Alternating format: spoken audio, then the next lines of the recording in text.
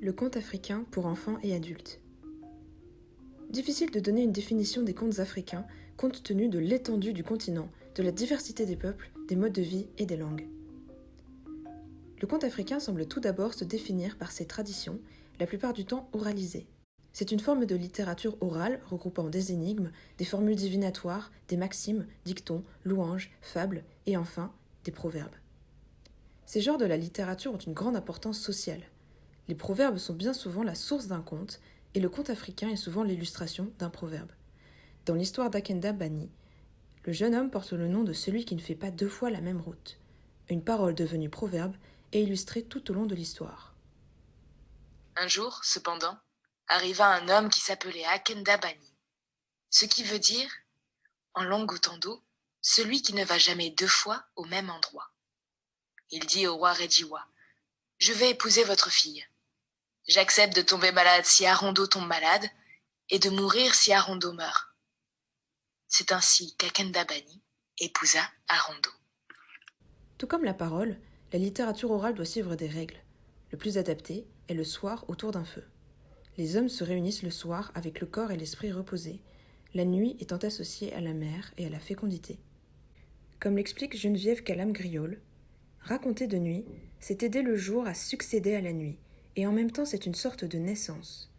Faire sortir la clarté de l'obscurité, c'est comme mettre au monde un enfant qui passe de l'obscurité du sein maternel à la clarté du jour. Il existe aussi une littérature particulière réservée à certaines occasions, comme les veillées funèbres, la récolte, le tissage, les initiations. Des règles bien entendu différentes selon les groupes sociaux, mais qui constituent néanmoins une tradition des sociétés orales.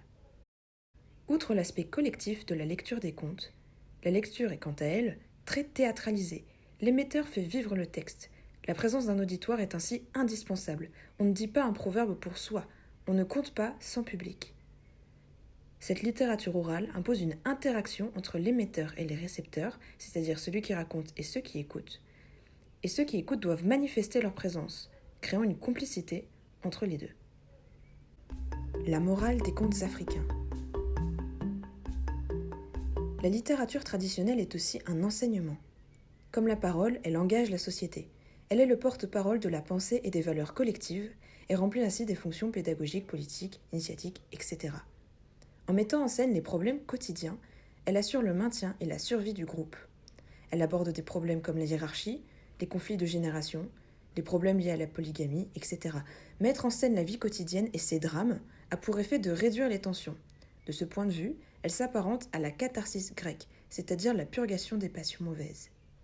En mettant en scène la société, la littérature orale renseigne sur le milieu écologique, les habitudes, les structures, les croyances et la technologie de la société. Le conte africain, exemple de littérature orale. La littérature orale n'est pas si différente de la littérature écrite, mais elle subit d'autres contraintes liées à son oralité. La première caractéristique est son dualisme. Elle est passée puisque traditionnelle, mais elle est aussi tournée vers le futur et vers la transmission aux autres générations.